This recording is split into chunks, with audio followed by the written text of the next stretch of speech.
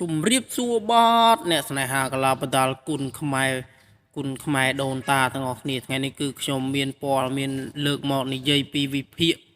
ពីកីឡាករខ្មែរធឿនធីរ៉ានិងទីអាកូដែលប្រកួតថ្ងៃទី11នេះគឺធឿនធីរ៉ាយើងខ្ញុំថ្ងៃនេះខ្ញុំលើកវិភាគពីចំណុចពិសេសគឺក្បាច់សម្លាប់និងក្បាច់សំខាន់របស់កីឡាកររៀងខ្លួនគឺថ្ងៃនេះគឺខ្ញុំមានព័ត៌មានថ្មីអ្នកមកថ្មីកុំភ្លេចចុច Subscribe ម្នាក់មួយផងនិងសញ្ញាក្តឹងដើម្បីបានព័ត៌មានថ្មីពី Channel យើងខ្ញុំគឺធឿនតារាចំណុចសំខាន់និងអាវុធសម្រាប់របស់គាត់គឺកែងនឹងអីប្រិយមិត្តកែងនឹងកណ្ដាប់ដៃការជូតរបស់គាត់ខ្ញុំមើលកន្លងមកគឺកណ្ដាប់ដៃវាយដាក់ពោះទឹកនិងកែងតែកែងពិឃាតគាត់ហ្នឹងប្រិយមិត្តដែលធ្វើឲ្យសៃយុកបែកហូឈាមខេលខាហ្នឹងហើយអាវុធរបស់ទីអាកូវិញគឺដឹងអត់ប្រិយមិត្តគឺអ្វីគឺកណ្ដាប់ដៃហ្នឹងឯងទីអាកូប៉ុន្តែទីអាកូឥឡូវគឺរៀងសិក្សារៀនកែងណៃហើយព្រោះអីធឿនតារាចេះកែងប៉ុន្តែខ្ញុំពិភាក្សាមើលគូនេះខ្ញុំទី 100% ប្រិយមិត្តมันចប់តាក់ទេមើលទៅប្រិយមិត្ត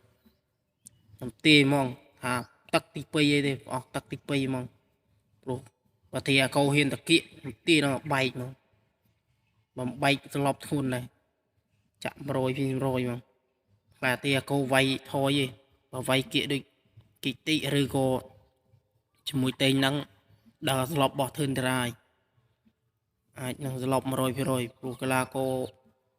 ម៉ែយើងឥឡូវអាប់ដេតកែងហើយមានតែធឿនតារាទេដែលប្រវែកហុបលោកដែលជីកប៉ាល់ហោះហុំពេជា$6 លានស្រុកខ្មែរទៅប្រកួតនៅស្វាយរៀងនេះប្រិយមិត្តគឺប្រកួតនៅក្នុងស្រុកទេប៉ុន្តែជីកប៉ាល់ហោះអែមមែនតើធ្វើឲ្យកីឡាករយើងរីកចម្រើនកាន់តែខ្លាំងកក្រៅមកគឺធឿនតារាយើងគាត់និយាយហើយគាត់ថាធីអាកូបើចង់វ៉ាខ្សែក្រវ៉ាត់ឲ្យផុតពីកែងពិឃាតគាត់តែបើលើទំនុកចិត្តលើធីអាកូគាត់ថានឹងយកខ្សែក្រវ៉ាត់នឹង100% ដើម្បីទៅអួតនៅសង្វៀន Super 8របស់ថៃគាត់នឹងធានាប៉ុន្តែបើធឿនតារាគាត់ថាមិនឲ្យធីអាកូយកព្រីទេព្រោះខ្សែក្រវ៉ាត់នេះជាខ្សែក្រវ៉ាត់គុណខ្មែរហើយ World Champion ICC គុណខ្មែរប្រិយមិត្ត IPCC គឺជាខ្សែក្រវ៉ាត់របស់ខ្មែរធឿនតារានឹងការពារកាងទុកហើយថ្ងៃនេះគឺខ្ញុំមានដាក់ព័ត៌មានទេប៉ុណ្ណេះទេចែកជូនប្រិយមិត្ត